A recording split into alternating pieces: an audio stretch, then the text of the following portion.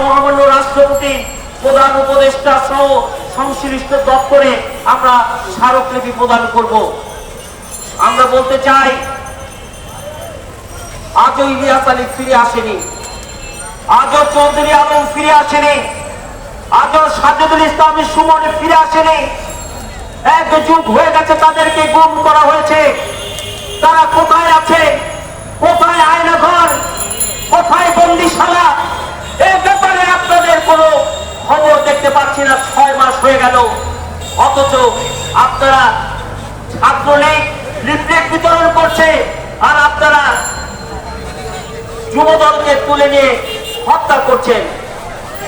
এটি একটি তামাশা ছাড়া, এটি একটি বর্বরতা ছাড়া, এটি জাতির লজ্জা ছাড়া, এটি জাতির রক্তক্ষরণ ছাড়া আর কিছু না বলে আমরা মনে করি। সংগ্রামী বন্ধুরা আমার, আজকে যে জন্য এখানে আমরা দাঁড়িয়েছি প্রতিবাদ করার জন্য, সেটি হলো কুমিল্লার একটি ইউনিয়নের যুবদলের বিপ্লবী সভাপতি ছিলেন।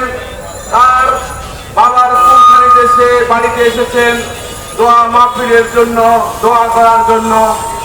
অত্যন্ত দুঃখের বিষয়, বিগত স্বৈরাচারের একটি সরকার ছিল, 18টা বছর এদেশটাকে স্বৈরাচারী কায়দা পরিচালনা করেছেন। আপনারা দেখেছেন একটি ছাত্র জনতা বিপ্লবের মাধ্যমে আমাদের বর্তমান সরকার, অন্তর্বর্তী সরকার গঠন হয়েছে দেশে।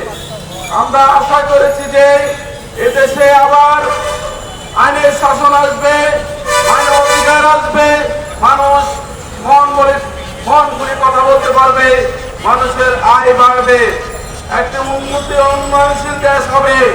অত্যন্ত দুঃখের বিষয়, আওয়ামী লীগের স্বৈরাচার হাসিনা পালিয়ে গিয়েছে, কিন্তু তার প্রেতাত্মারা, তার দোসররা এখনো প্রশাসনের বিভিন্ন জায়গায় তারা এখনো আছে। তারা এখনো কিভাবে বসে থাকে